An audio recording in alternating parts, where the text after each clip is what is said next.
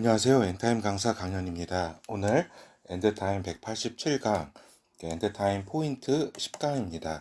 그래서 10강에서는 이탈리아하고 그리스를 살펴보고, 그 다음에 11강에서는 이제 영국, 이제 프랑스, 이제 스페인을 살펴보도록 하겠습니다. 그리고 12강은 이제 이란하고 러시아를 이렇게 살펴보는 시간을 갖도록 하겠습니다. 그러니까 여기 스페인까지가 이제 열부를 이루는 그러한 나라에 속할 것이다라는 그러한 이제 생각으로 이렇게 그걸 진행하고 있는 것입니다. 그렇죠.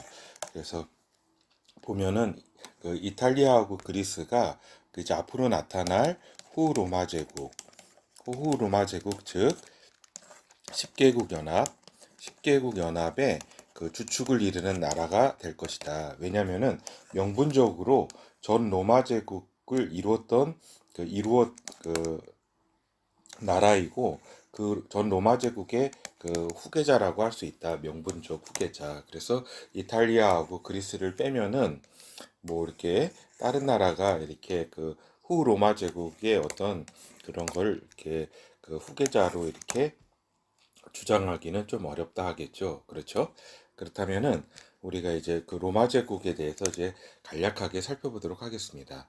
로마 제국의 뭐 역사를 따지면 한없겠지만은 뭐 간략하게 살펴보는 겁니다. 그래서 이제 로마 제국은 이게 전성기 때 그 AD 117년경에 이렇게 보면은 여기 북아프리카 지역을 비롯해서 여기 중동 지역, 그 다음에 여기 조지아, 구르지아 그 지역까지 해서 터키, 그리스 이렇게 이쪽 프랑스, 독일 일부까지 그 다음에 여기 스코틀랜드를 제외한 여기 영국 그 다음에 이렇게 해가지고 굉장히 이렇게 넓은 제국이었다고 볼 수 있겠습니다. 그렇죠? 그래서 이제 간단히 살펴보면은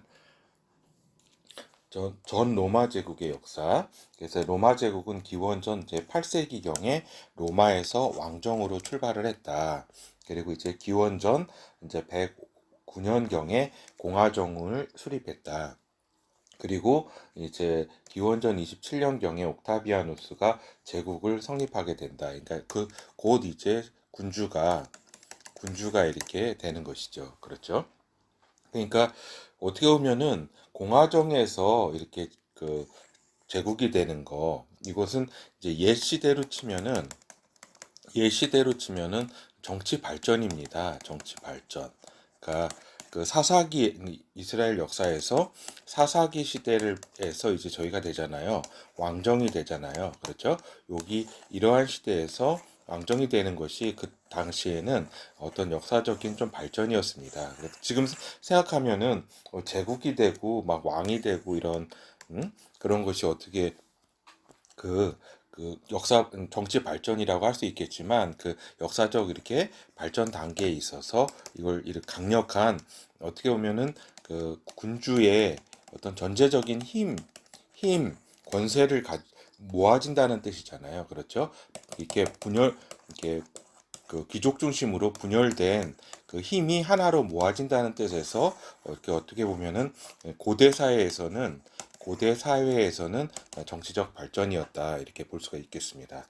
그런데 그래서 이제 팍스 로마나는 이제 로마의 평화 시대라는 걸 뜻하잖아요. 그래서 대체적으로 기원전 27년부터 180년까지의 기간을 의미한다. 근데 이제 사이에는 뭐 네로라든가 이런 여러 가지 폭군도 나왔기 때문에 오연제 시대 96년부터 180년까지의 오연제 시대를 주로 또 의미하는 것이기도 하다라고 하는 겁니다. 그렇죠.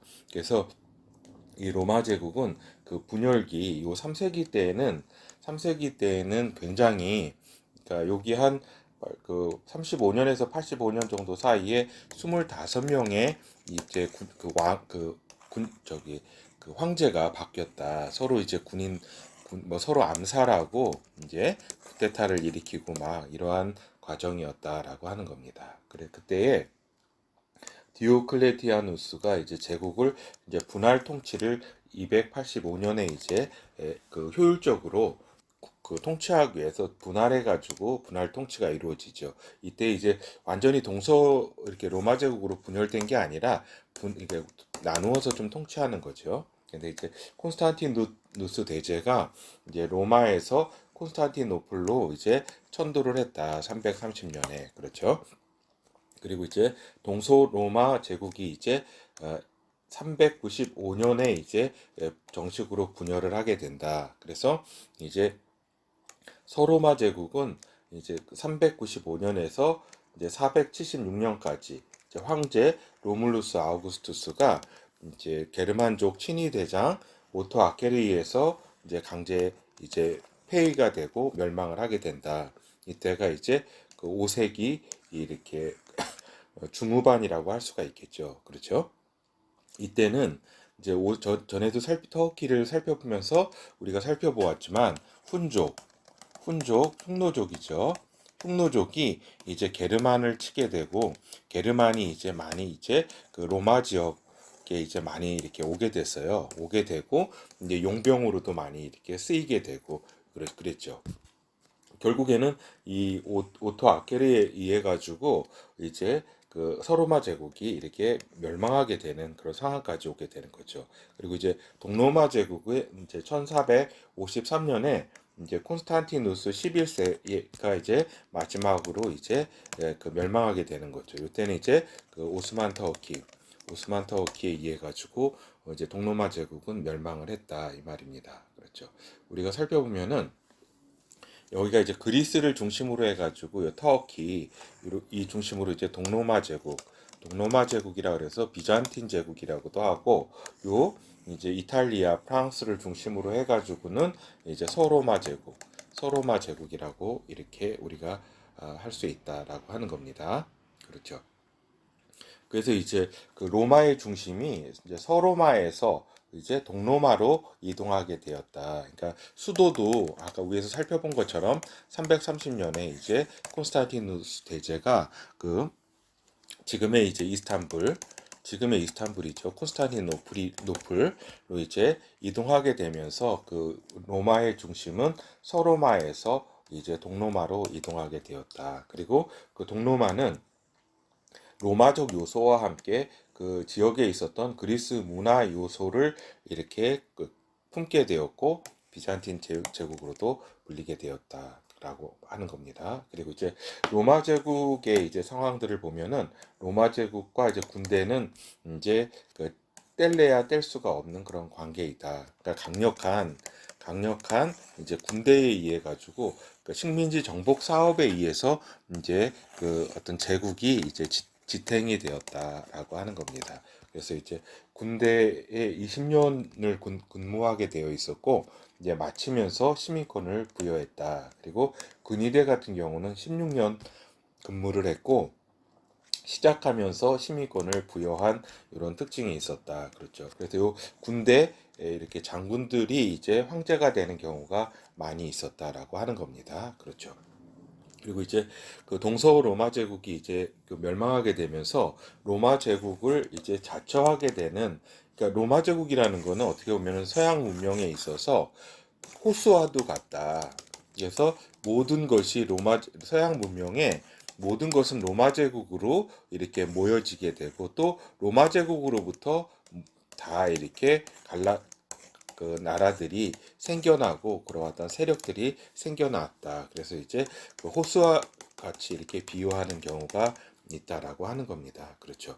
그래서 이제 로마 제국의 이제 멸망하게 되자 이쪽 서방 지역 있잖아요. 이탈리아, 프랑스, 스페인 지역 이쪽에서는 이제 그 신성 로마 제국이라고 하는 그 형태로 이제 로마 제국의 그 승계를 자처했다. 그래서 그 기간을 보면은 그 800년부터 해가지고 뭐 이렇게 또 962년도 하나의 분기점이에요. 1806년까지 이렇게 신성 로마 제국이라고 이렇게 한다라고 하는 겁니다. 이때 이제 프랑크 왕국 이게 다 게르만족들이에요. 게르만족 이동해 왔다 그랬잖아요. 카를로스 대제. 그래서 그 이슬람화를 이제 막아낸 그러한 이제 대제라고 할 수가 있겠죠. 이제 800년에 이제 교황 레오 3세가 서로마 황제로 인정을 해서 대관식을 해주었다. 그리고 이제 962년에는 그 오토 1세 독일 왕국의 이제 그 오토 1세가 그 신성로마 제국을 이어가지고 이렇게 그 권리를 행사했다라고 하는 겁니다. 그렇죠. 요 신성로마 제국 안에는 많은 공국이라든가 많은 왕국들이 이렇게 연합체적으로 있었던 그러한 제국이었다라고 하는 겁니다. 그렇지만은 이 신성로마 제국이 이렇게 강력한 하나의 제국이라기보다는 하나의 연합체라고 볼 수가 있겠어요. 그 여러 가지 공국들이라든가. 그래서 나폴레옹 1세에 의해 가지고 그 1806년에 라인 동맹으로 개편되면서 그 독일 지역이 개편되면서 신성 로마 제국이 해체가 되었다라고 하는 겁니다. 뭐 이런 걸 하나하나 다 이렇게 기억하실 필요는 없지만 서방 지역에서는 신성 로마 제국이 그 로마 제국의 후계자를 자처했다. 요 사실은 기억해 둬야 하겠다 이 말입니다. 그리고 이제 동방 지역에서는 이제 동로마 제국이 이제 곧 비잔틴 제국이 이제 그리스를 중심 그 어떤 문명의 어떤 성격을 가진 그러한 이제 제국이 이제 오스만 제국에 의해서 15세기에 1453년에 이렇게 멸망하게 된다. 그리고 이제 그 메흐메드 2세 오스만 제국의 아마 8대 오스만 제국의 황제일 거예요. 메흐메드 2세는 콘스탄티노플을 완전 약탈하는 것을 방지를 했다. 왜냐면은 중요한 문화재를 이렇게 지키기 위해서였다. 그러니까 예를 들어 가지고 소피아 성당 같은 것이 하나 예를 들 수 있겠죠. 그래서 자신이 로마 제국의 후계자로 또 자처하기도 했다라고 하는 겁니다. 그리고 이제 20세기에 들어서는 독일 히틀러가 제3제국이라 그래가지고 로마 제국 제1제국, 신성 로마 제국 제2제국을 이은 제3제국의 비전을 제시하면서 2차 세계대전을 일으키고 했다라고 하는 겁니다. 그래서 로마 제국은 서양 문명하고 뗄래야 뗄 수 없는 그러한 관계에 있었다라고 하는 겁니다. 그래서 이제 로마 제국 이후에 이탈리아하고 그리스의 길을 간략하게 살펴보도록 하겠습니다. 이탈리아는 한때 이제 6세기경 이제 그 유스티니아누스 1세에 의해서 동로마 제국에 이렇게 편입이 되었다. 그러니까 5세기에 이제 오토 아케레이에서 이렇게 멸망했잖아요. 근데 또 유스티니아누스가 잠시 이제 이탈리아를 회복을 해서 한 100년 정도 이렇게 편입을 시킨 적이 있었다. 그런데 수많은 왕국과 도시 국가적 형태를 1300여 년 동안 이렇게 수많은 왕국과 도시 국가적 형태를 이루었다. 이탈리아가. 그래서 어떤 분열국 그러니까 통일이 되지 않고 분열이 굉장히 오래됐었죠. 그래서 13세기, 14세기에는 르네상스 곧 문예부흥이 있었다. 그리고 대항해 시대 이전까지는 그러니까 15세기죠. 15세기, 16세기에 이제 대항해 시대가 열리잖아요. 그 전까지는 도시 국가가 굉장히 이제 번성했다. 이제 무역로가 이제 터키 이스탄불 쪽으로 해가지고 오잖아요. 그 아드리아해 건너가지고. 근데 이제 이탈리아의 통일은 가디발디의 이 공헌이 크다. 비밀 결사 조직 카르보나리 당의 일원이자 1830년대에 떠오른 청년 이탈리아 당의 창립자이다. 이제 가디발디는 이탈리아 반도 전체를 통일한 공화정을 만들고 싶어 했으나 그렇죠. 공화정을 만들고 싶었지만은 당시의 현실적인 상황으로 인해 가지고 이탈리아 왕국이 이제 들어서게 됐다. 그래서 1861년에 반도의 통일을 이루면서 국호를 이탈리아 왕국으로 채택을 했다. 이제 성경에서는 이제 이탈리아를 이제 이달리아라고 우리 개혁 이제 개정에 있어서는 이제 이달리아라고 표현하잖아요. 그때 이제 어떤 지역이었죠. 그쪽 지역을. 근데 이제 국호로 처음으로 1861년 이탈리아 왕국이라고 하는 이제 명칭이 생겼고 1946년 공화국이 되어서도 이탈리아라는 국명을 이제 쓰게 되었다라고 하는 겁니다. 그래서 이제 현재 이탈리아를 간략하게 보면은 이제 2020년 기준에서 6,100만 정도의 그 살고 있다. 그리고 6천만 정도의 그 디아스포라를 가지고 있다. 그렇죠. 그래서 전체 다 하면은 1억, 이제 세계 퍼진 이탈리아인까지 하면은 1억 2천만 정도가 된다.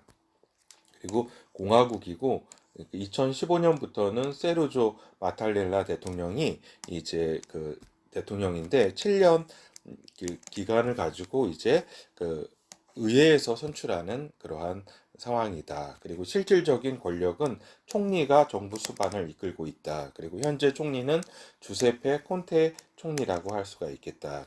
주세페 콘테 총리는 오성정당에 소속돼 있는데 오성정당은 이제 반이민 반난민, 그다음에 반이유 정책을 주장하는 이제 포퓰리즘 정당이다. 근데 이렇게 요거만 보면은 우파 정당이라고 오해를 할 수가 있는데 우파 정당이라기보다는 이제 그 환경주의라든가 이렇게 좌파적 성격이 좀 더 강하다. 결국에는 우파나 좌파나 그런 거 상관없이 이렇게 포퓰리즘 정당이다라고 하는 겁니다.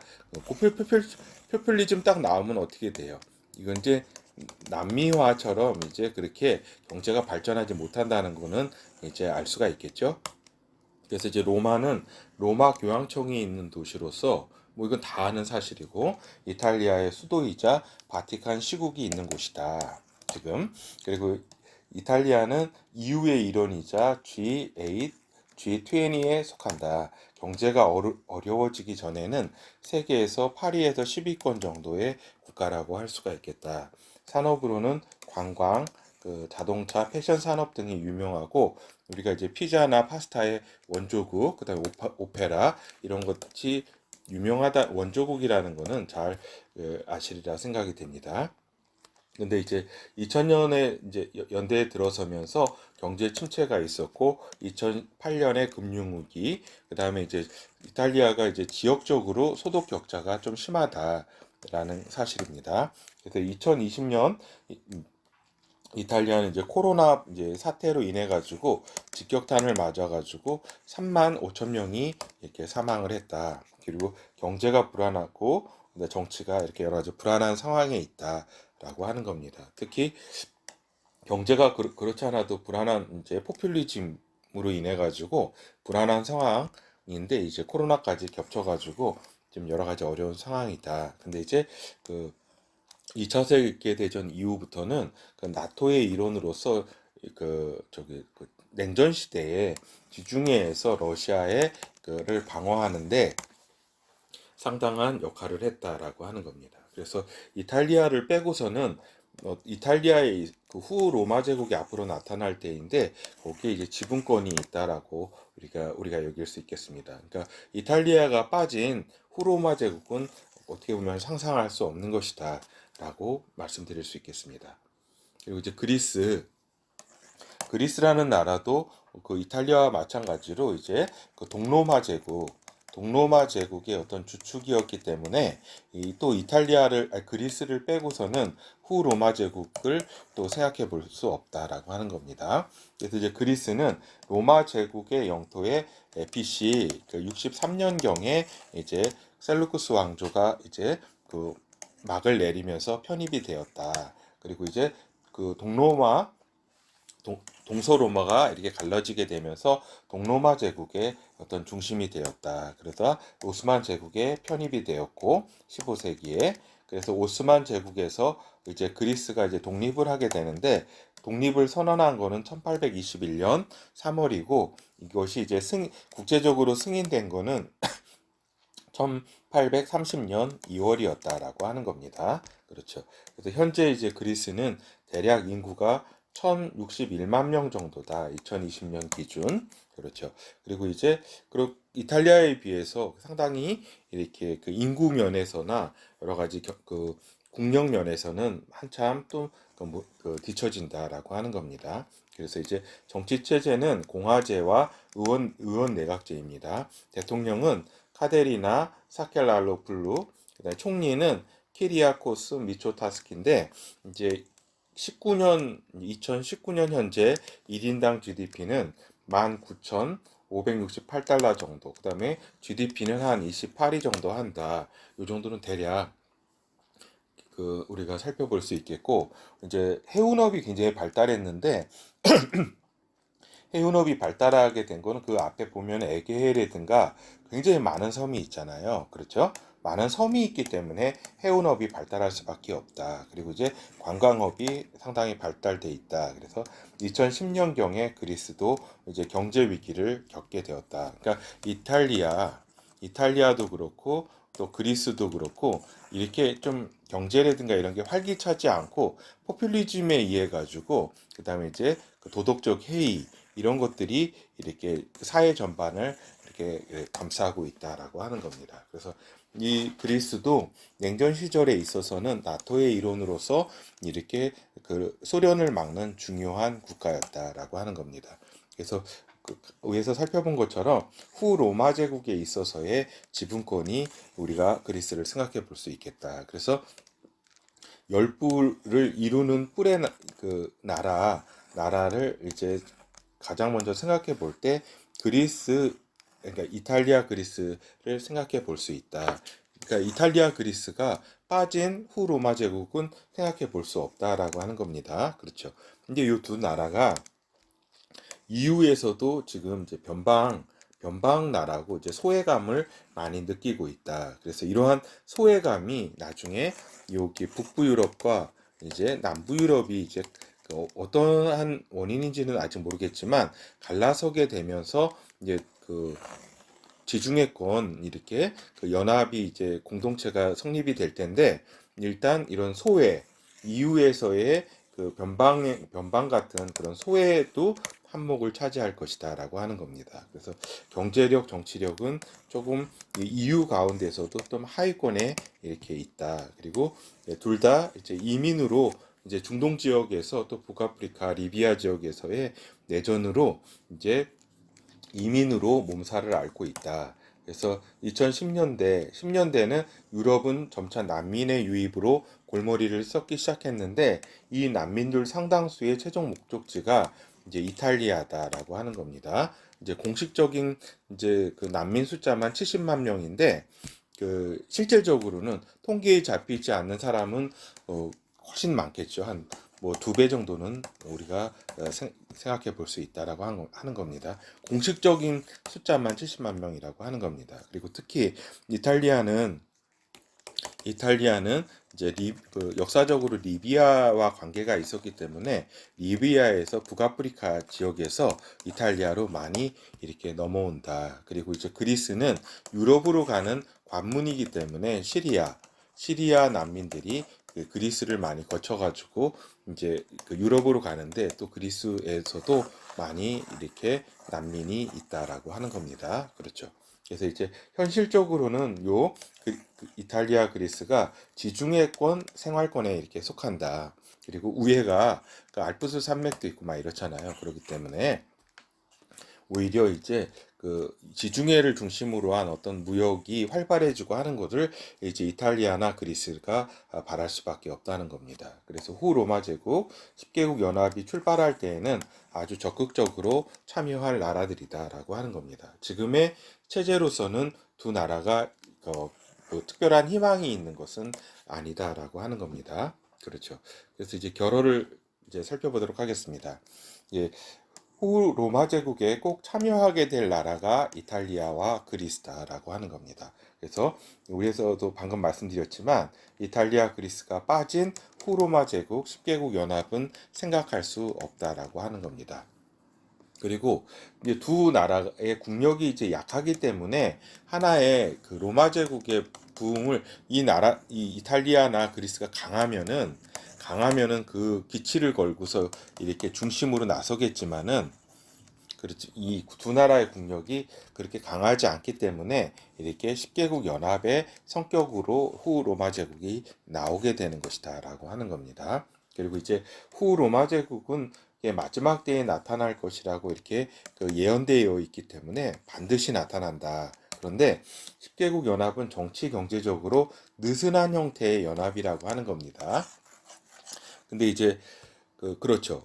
그걸 보면은 셋불 남방왕도 여기 이집트라든가 수단, 리비아 이쪽도 이제 셋불로서 10개국 연합에 드는데 적그리스도에 의해서 침략을 당하는데도 참전하지 않는다. 요 일곱 불이 참전하지 않는다. 적그리스도에 의해서 그런 걸 볼 때 아주 강력한 그러한 연합은 아니라 느슨한 형태로 이렇게 이루어진 연합이다라고 하는 겁니다. 근데 이 후 로마 제국은 요 시기에 따라 가지고 약간 그 강도가 좀 다르다라고 볼 수가 있겠습니다.